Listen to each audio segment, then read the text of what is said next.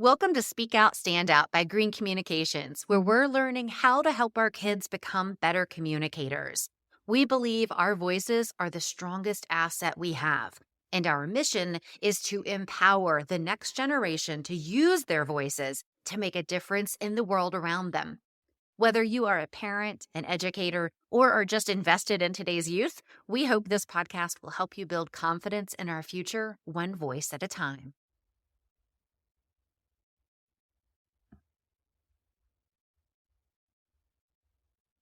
Welcome back to Speak Out, Stand Out. I'm Elizabeth Green, and today's guest is Yuri Mello. Yuri is a licensed clinical social worker, an author, and the proud father of 5. He is also a co-founder of something called School Pulse, which is a nationwide student support service that delivers positivity, optimism, and growth mindset tools to students, parents, and faculty via text and email. And who doesn't need some positivity added to their day?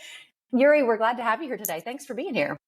Elizabeth, I am hyped. Let's go for it. I really appreciate the invite. It's good to be here, and let's see where we go. Wherever we go, I promise it's going to be good. It's going to be optimistic, and hopefully we're going to drop some good tools for everybody, including ourselves, right? Yes, that is the goal. I love it. I always learn something new in these podcast recordings, so it's always beneficial for me as well.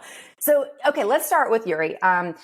When we were growing up, mental health, not something people focused on, especially when it came to kids and teens. How did it come about that this is your focus in life?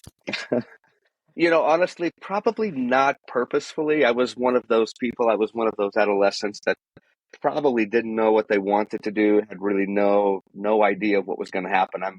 I'm the youngest of 3, and I feel like maybe the youngest children are a little bit like that. They're a little bit directionless, whatever. I don't even know what that is, but and so I actually, when I first went to school, and I grew up in Portugal, and maybe we'll go into that. And I think when you talk about like mental health and the stigma, or even just not really talked about, I would say that Portugal is probably even more that way. Like, it's just not something that's really addressed. I don't even know if today, I feel like people try to be pretty self-sufficient and not necessarily turn toward those methods of helping people. But I think it's changing a little bit. But anyways, I went to school for like computer information systems because my older brother was doing that. Didn't really like that. Did have a really cool psychology teacher that I think kind of had an impact on my life a little bit. And then after that, I actually kind of had a period where I did some volunteer service for a couple of years. And honestly, that was really the first time where I thought, I do well with people. Like, I like them.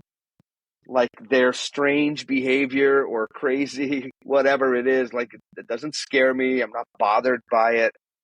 And so when I began my bachelor level and then onto my master's, I decided to go into psychology. And it was just a good fit for me. Maybe because it was a little bit easier.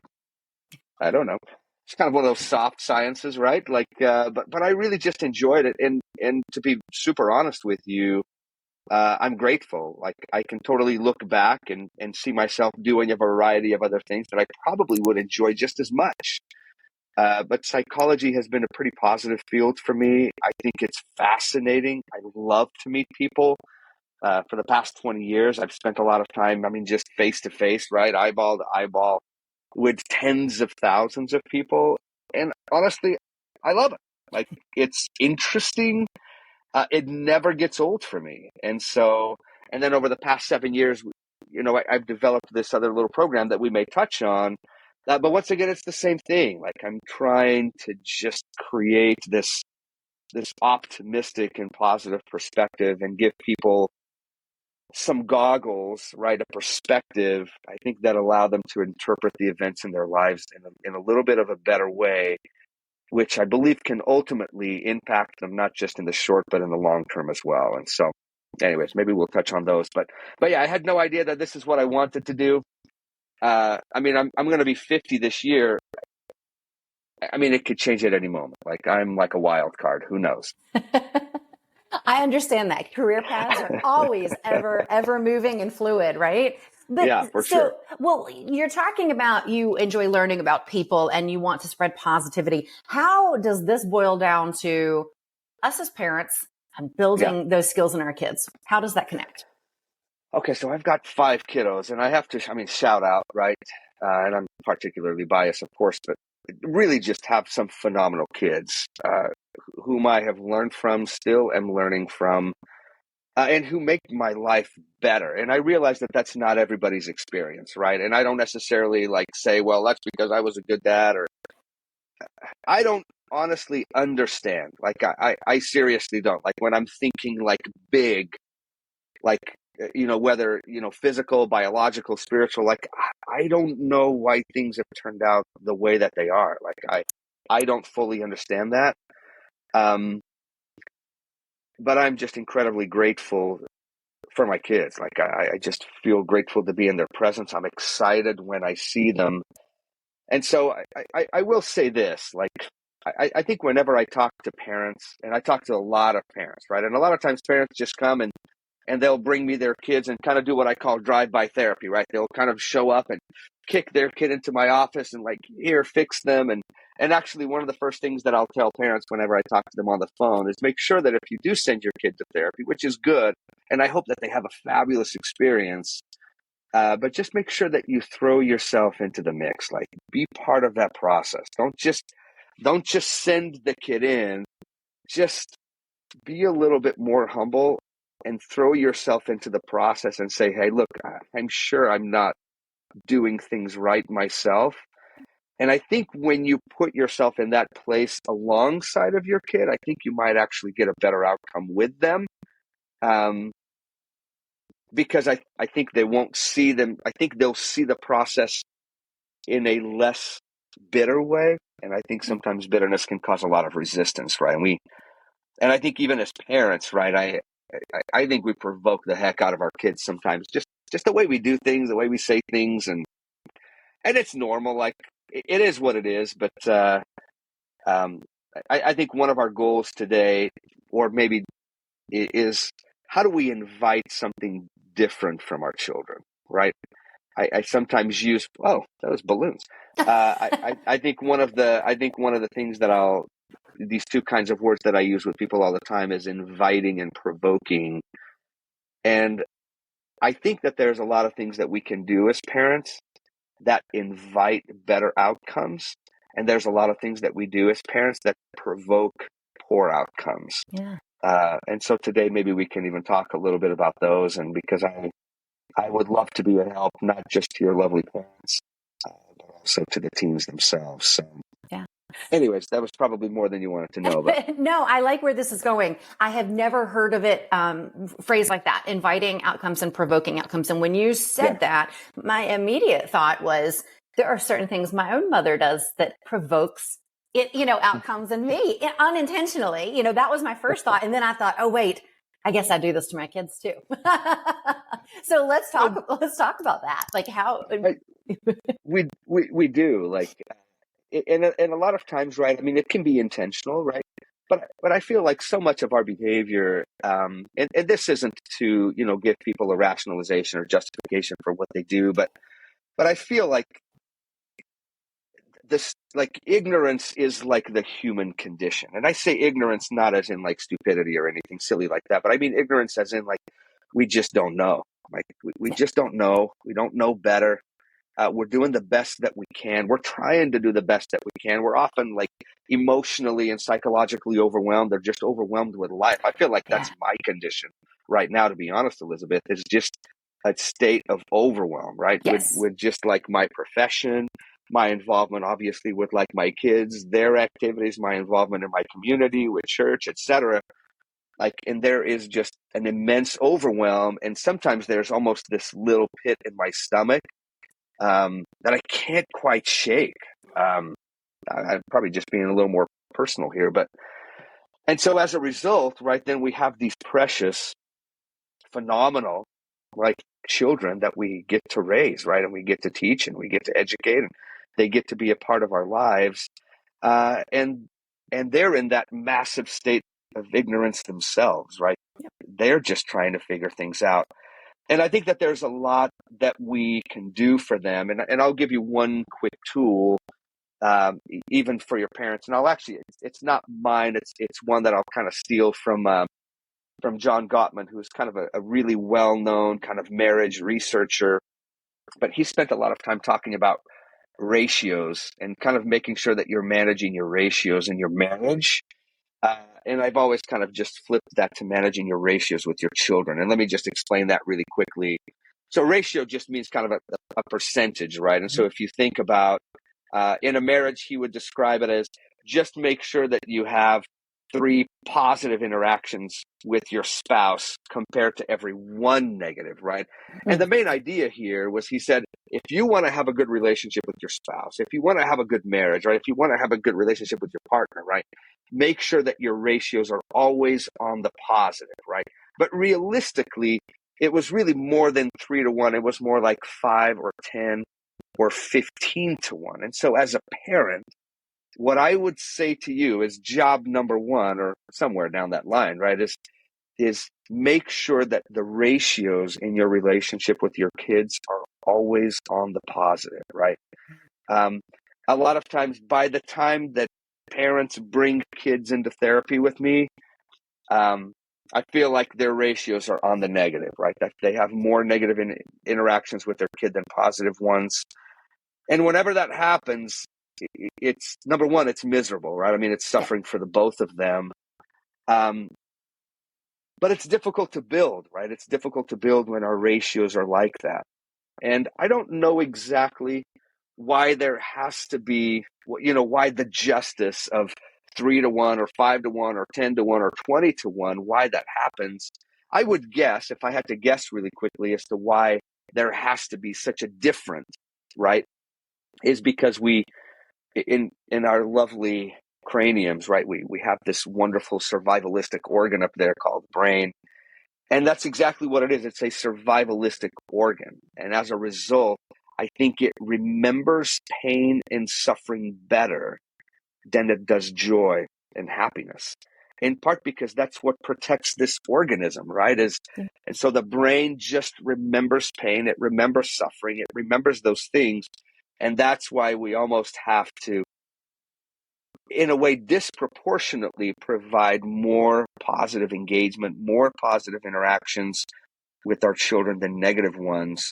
Another one that I always tell parents is do whatever you can in your power to start and end the day well. Like, just, and you know how it is, right? I mean, when you greet your kids in the morning and they're groggy and they're like, walking down the stairs, and you're like, oh my gosh, how are you? And they just like want to throw up all over you because it drives them absolutely crazy. But I actually kind of love that. I kind of love their saltiness and their sassiness a little bit. But that's one of the things that I'll always say is make sure start your day well with them. Just be kind, fun, humorous, nerdy, whatever word you want to do there. And then do what you can. And it won't always work this way, of course, but do what you can to just make peace at the end of your day. Make amends, own, silly stuff that you've done as a parent as well. I used to call these my little kind of bedside chats with my kids, kind of once things have kind of settled down and, and maybe that day I've said something and it went too far, or I was a little bit cruel or mean or whatever it was. And I just remember some of these little chats that I would have with my kids that I honestly, a lot of them, I would just apologize. Like, man, I'm really sorry. Like, today was a hard day. I'm sorry that I told you to shut up, whatever it was. Right. And then almost kind of always end in this positive, like, tomorrow's going to be a better day. Like, let's try again tomorrow, And so I think that would be one of those tools that I would say, especially if you're a parent right now or you're in the midst of that struggle a little bit, you feel like your negative engagements with your kiddos are starting to become more than the positive ones, is I would just say, just begin to make that switch and trust that process. Like, trust that process, right? Because we can convince ourselves to not stay there, right? Well, I don't want to prolong his behavior or give him positive reinforcement for being stupid or this or that. And what I would say to you is realize that sometimes our job as parents is a job of positioning. Like we have to position ourselves so that when our children are ready to change, they'll want to come to us. Like, and I think if we present ourselves as these kind of hardcore, jerky, punishing, like we just will not be those people. Like we will not be those people. Somebody else will, and that's okay. Like we realize that, it takes a village. Like I love that. But man, I would really love to be, whenever my kids, whether they're doing good or not so good, I would love to be considered. And I don't even know if I am, by the way, but I would love to be considered as one of those top 3 people that they would say, like, I can go to my dad, like, and I'm not, going to be ridiculed or I told you so, or like, I'm just going to be cared for and loved, and he's going to hear me out. And hopefully with him, we can maybe work through a problem. And I'm not going to feel, embarrassed or ashamed. So that's kind of my goal. I definitely want to play the long ball, and I would encourage parents to do the same. I think that's really important for all of us. I think we all want that for our relationships with our kids. And you touched on a couple of things. You talked about just feeling so overwhelmed. And I think you're speaking exactly to our audience. I don't know a parent out there in today's day and age that doesn't feel overwhelmed a majority of the time. And then you talked about positive and negative reactions in these ratios, or not reactions, but actions. What was the word you used? Positive and negative. Like ratios, like a ratio. Yes. Yeah. But so when I'm thinking about my own interactions with my 16-year-old, sometimes I have had to make myself think, just because I don't think this is a negative interaction, like saying, hey, bud, it's time to empty the dishwasher. to him, that is a negative interaction. And I think, we have to think like that too, right? Sometimes we're saying things that are, even if it's mundane, it still can lean on the negative side for them. And when you're talking about positive versus negative, you're not just talking about when we're like at each other's, right? We're just talking about everyday conversations or moments, right? Oh yeah. I'm not talking about like a really specific thing. I'm just saying, whether it's a day-to-day conversation, whether it's a text, whether it's a reminder, right? And I realize that we're still parents, right? I mean, there are rules, there are things that we would like to have happen in our home. We have, positive and good expectations. And kids want to do what they want to do, right? The things that you and I value, Elizabeth, right, that we would put on our top 5 of like, this matters, right? I mean, they're like 10, 11, 12, 15. They might make the top 20 for kids, but they're just not at the top, right? And so as a result, we're going to have a lot of this kind of leveraging conversation, right? Most kids do not want to empty the trash. They do not want to empty the dishwasher. They do not want to do that. They want to do their thing, what they enjoy, what they have at that top, whether that's friends, fun, freedom, whatever it is. And ours are just a little bit different. In fact, this is another little tool that I'll sometimes talk to parents about.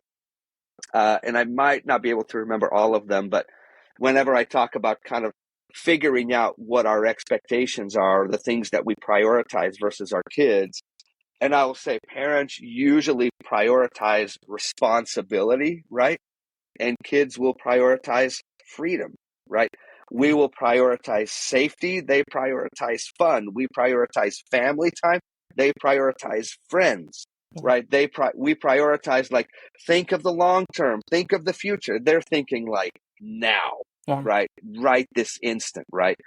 And so as a result, like, we're kind of, tug of warring between these two. But the reality is, and this is not just what I tell parents this, but I also tell teens this, right? Is it's the realization that really both sides are wonderful. Like, of course I want to be responsible, but man, I love my freedom, right?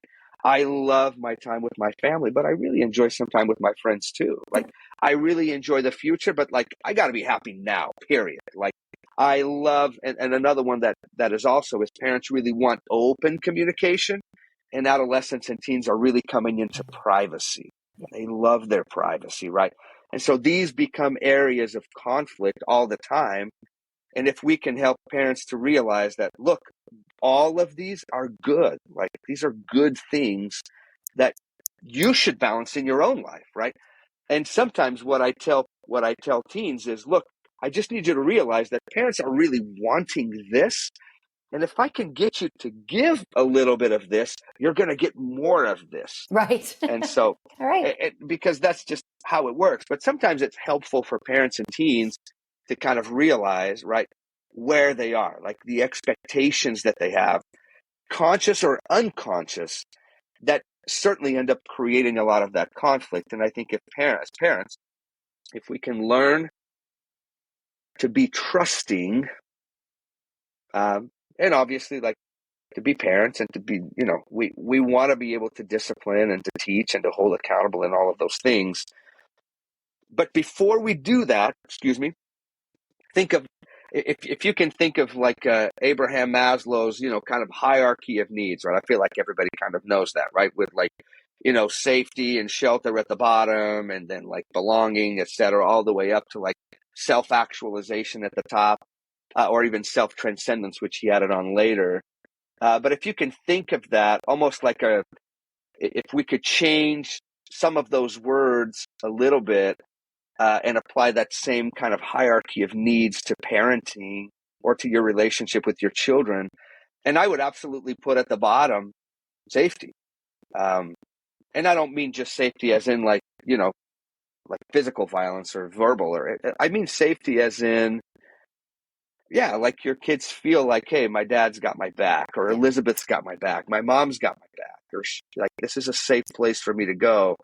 And kids are they're pretty sensitive to that, I'll be honest. And so for me, my little hierarchy of needs for parents is do everything in your power to create that safety foundation between you and your child and your relationship. Because I think that it's powerful there. I think that that's foundational for a relationship to progress, is it has to feel safe there. I would put the next one, right, is trust and loyalty. The next one, love, kindness, and fun. And then only after that, I would put that kind of accountability and discipline, right? And so in a sense, we want to build those lower, like, I guess what I would call the relationship layers, right? Mm-hmm. Before we jump into those top, like, accountability, discipline ones. And once again, sometimes by the time I get to see kids, their pyramid is upside down, right? Parents are spending all of the time holding accountable, disciplining, all of those things, and very little time on that. And by then the relationship is not in a good space. And so that's another one, if I could just suggest to parents, is keep those relationship rungs, right, just nicely filled, right? It's almost like, putting money in the bank account, like that's the bank account. So that when we have those challenging conversations at the top, we're more likely to have a positive outcome. We're more likely to be listened to, because honestly, I don't want to just talk to be listened to. I don't want to just say stuff to be heard. Like, when I deliver something to my children, I want to try to do it in a way where it'll be effective, right? Right. And that's maybe where that kind of invitation and provoking language comes from, right? Is we can sometimes, I'll give you an example. So let's say my child comes in, he's got a curfew at midnight or whatever, and he comes in and it's like 12:15 or 12:20 or whatever it is, right? And I could begin that conversation with him with something like this. Cole, and this is my 17-year-old right now. I said, Cole, you're always late. Like, where were you tonight, right? And my tone, my ambush kind of behavior, like, that is not going to trigger, most likely, a very positive response on his end. What will happen on his end is he'll immediately go, he's going to close up, right? He's either going to do one of two things, right? He's either going to fight with me, or he's just going to be quiet and close up, like, right? And so what I would suggest to you is, instead of provoking resistance, right, instead of provoking defensiveness, And by the way, sometimes your children will be defensive without you provoking them. Just let me be Right. clear. Right. But I think a lot of times we end up provoking that, right? We ambush them with our language. We kind of machine gun attack them. Ba, ba, ba, ba, ba, ba, ba. You know, you did this and that, and the last time, and and how can you expect it, right? And our kids are just like, and it's difficult. It would be challenging for us as adults to go through an onslaught like that Yeah. and to be receptive and to Right. be open and to be willing and for our heart and mind to be soft, right? And so once again, for me, my goal isn't just to lecture or to say, my goal, just as it is in therapy I'm with individuals, like I want to deliver information that is most likely to be absorbed, that's most likely to be listened to. And so I try to present information, right, in a way that's gentle, in a way that's kind. Like I'm interested in them. Like, hey, how was your night? Who were you with? Right? Tell me about this. I saw on, like the phone that you were at this house. How are they doing? Blah, blah, blah, blah, blah. Right. And then I think maybe I would come, Cole, I'm noticing a pattern here. You're frequently now coming a little bit later each time. You're not telling us, you're not answering the phone, you're not answering our text, whatever it is, right? And then I think I address that, like, hey, can we work on that this next time? Like, and then we want to, it's almost like the, what do they call it? Like, this is silly and inappropriate, but like the crap sandwich, right? It's like start good, Yeah. then give that feedback, and then end good, right? Yeah. And I think that works with our kids. Like, just invite an open mind, invite an open heart, and you're going to get better outcomes in the short term. And I think you're going to promote that kind of foundational relationship that I'm talking about, where you're going to get better outcomes in the long term as well. But Which is what anyways, we all want. We want to raise kind, productive citizens, sure. but of course we want them to like us and love us. And, and when they fly the coop, we still want them to want to come back and visit with us and be part of our lives. And I think one more thing I want to touch on that is tied exactly to this, that you talk a lot about being proactive instead of reactive. And so this is a perfect example of that, right? What other situations in our life? Because so much of our life is reactive, we're kind of, as parents, especially when we're in the thick of it and we have young kids and we're just trying to keep them alive every day, like we're in this fight or flight mode all the time. So we're always reactive to things. How can we flip that so that we can respond in a more conscious manner, in a proactive way to certain situations? Yeah, Elizabeth, you're awesome. I guess maybe the first thing that I would say, and I would actually say, and this is going to sound super cliche, so just, smack me to the side of the head. But like, I would just say, honestly, you're probably more proactive than you think. I think we do a lot of stuff like proactively. I know what you're talking about, and I agree with you, right? I think, specifically, in my private practice, right? I mean, realistically speaking, like I usually see people in reaction, right? Like by the time they reach my office, there's pain, right? There's a considerable amount of suffering that's happening before they even enter my office. It's rare, right, that I have a client that comes to see me and say like, hey, Yuri, I'm doing really good. I want to make sure that I keep doing really good. So can we talk about some positive psychology and growth mindset strategies that will help me to just like slay this life? And I would be like, absolutely. But usually by the time people come to see me, yeah, their marriage is on the rocks. They're depressed. They're sad. They're anxious. Their panic has risen to a level that they're not functioning well, right? And so, and I think that that's okay too, right? That's kind of that medical model of psychology. But when we're talking about is kind of this positive psychology movement, and I won't bore you with kind of the details, but I really enjoy this kind of paradigm shift that's actually happening in the world of psychology right now. And it has been now for about, I don't know, 40 or 50 years. Whereas for the longest time, psychology, and I promise this is going to tie into your question. I promise I'm coming back to it. But for the longest time, psychology has been focused on the negative side of human nature, really our dysfunction, right? I mean, psychologists have now written 5 volumes of the diagnostic statistical manual that literally lists like all of the possible disorders that we can have as humans, right? All the way from major depressive disorders to post-traumatic stress to anxiety-related disorders, personality disorders, etc. And what the field of positive psychology has brought, right, is instead of this passive and reactive model, right, to mental health, right, to mental wellness or mental fitness, right, where we kind of just wait for depression to hit or suicidal ideation to hit or when a kid is self-harming, and then we do something. What the field of positive psychology has done is the field of positive psychology is focused on our joy, right? Our happiness, on living a life filled with meaning and purpose and achievement, right? Because it's one thing in my mind to help someone feel less depressed, which is good.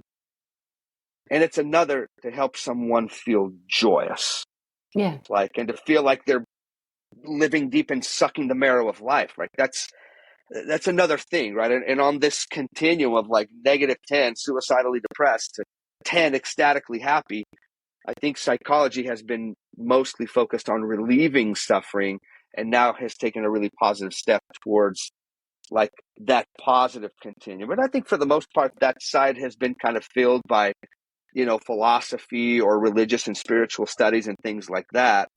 And I think psychology has kind of caught on and is now focused on proactive measures, right, to enhance the happiness of adults and kids and helping them to live better lives as a way to prevent some of this illness and dysfunction that happens, right? Yeah. And so as a parent, once again, this is part of that, like, parents, I love you, I care for you. I'm absolutely certain that you're doing more than you give yourself credit for, like, without a doubt, without a doubt. But I would say if I were to just give you a suggestion, I would say that the proactivity part, the part that I think will build your relationship, that will strengthen your child, right, is add fun, is add kindness, add lots of love, add lots of enjoyment. Do what you can to encourage your child to be engaged and participate. And I know that that's tough now, right? Because kids have got this little thing, right? And I mean, Yeah. and the special effects in here are better than they are out there. This is what my kids tell me, right? It's like, man, the Yeah. things look better in here than they do out there, Dad. And it is frustrating, and we've put that in their hands. And I'm actually quite optimistic that our children are going to figure that out. Like right now, it's tough for them, and they're suffering some of that from them, right? Whether it's just phones or social media and things. We now know that there's an impact that's happening, a negative one. But I actually believe that they're going to find a way to manage that, and probably just, they're going to be better than we are without a doubt. But it is going to be a little bit tricky for them. So. But that's what I would say.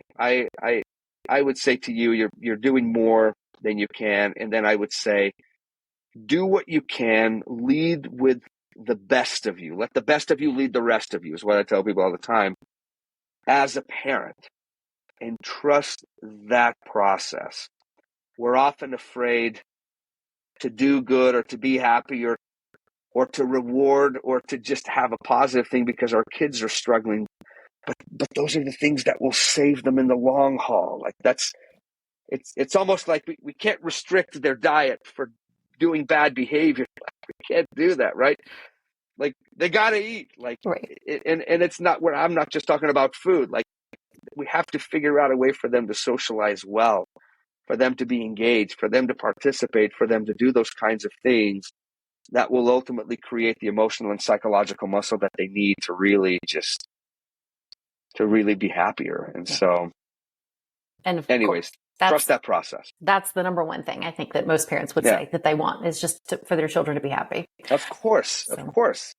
Well, we are just about out of time, but I do want to talk quickly about School Pulse. And Sure. in case anybody listening is interested in this, this is new to me. So just tell us a little bit about School Pulse, what it is and what it does. I would love to. Yeah. So I'll spare you the long story. Other than just our goal is one of the things that schools and districts and even state agencies are looking to address in schools is obviously it's suicide prevention, right? We want to find a way to stop student suicide, right? There's far too much of that. There's too much violence in schools. There's a lot of apathy happening in schools as well. And so one of the things that schools are attempting to do, right, is to provide, hopefully in a proactive way, which is really what we bring. I find that most schools are reactive, right? They're kind of almost passively waiting for crisis to happen, and then something happens and they react. And our goal, what School Pulse does, is we provide the absolute best, most benign content to these incredible students in the form of videos and cool lessons. And we actually have a texting campaign, which is awesome. So when students opt in to text, we actually text them twice a week. We deliver our amazing videos to them on Tuesday that provide the best positive psychology, growth mind, cognitive strategies directly to them over phone. And then whenever students wish to engage or need a little support or want to tell us about how wonderful their life is, they can actually text. And we have a live team of individuals that actually connect with these amazing students, a whole team of people that just support. We're changing lives. Like it's fabulous. It's innovative. It's incredible. Nobody else does what we do that way. And then in addition to that, we have a lot of tools for parents. We have an email campaign that goes out once a week to parents where we deliver those same videos to them so that they can then watch or participate or watch themselves or share with their teens. And then we have some really awesome tools as well that schools use within the school themselves.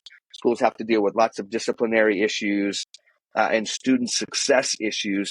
And we have provided them with the biggest and most comprehensive library, extraordinary content that they share with students, all with the hope of, right, proactively preventing suicide, improving mental health, improving mental fitness, and improving student success.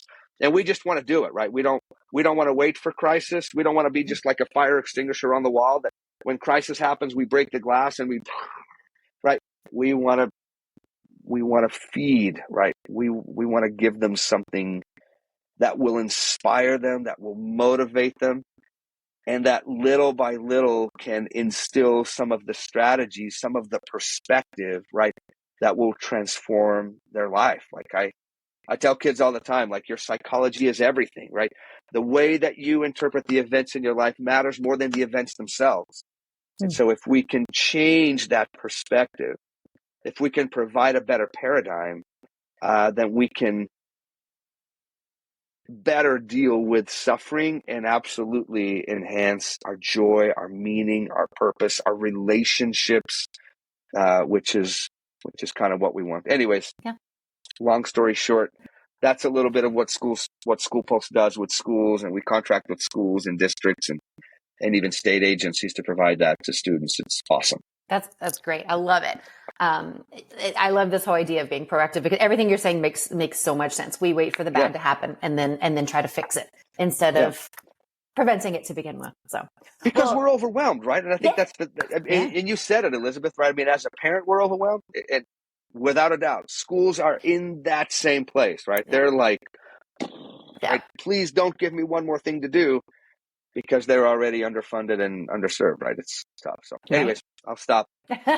No, this was really great. I appreciate all your time. And if anybody listening is interested in checking out some of the tools, resources, and School Pulse, we'll make sure we have all the links to that posted right below this. If you're watching the video, it'll be right there. Or if you're listening to it, all the links will be right there for you. Yuri, again, we appreciate your time and everything you're doing to benefit our kids and teens. That we can't do enough of that. So thank you for what you're doing. Absolutely. What a pleasure to be here, Elizabeth. Thanks for listening. If you are looking for more ways to build communication skills in your kids, grab our free mini lesson on how to craft a polished and professional speech out of thin air, along with 52 fun prompts so your kids can practice every single week. You can find that along with info about our upcoming public speaking and debate courses for kids at greencommunicationsedu.com.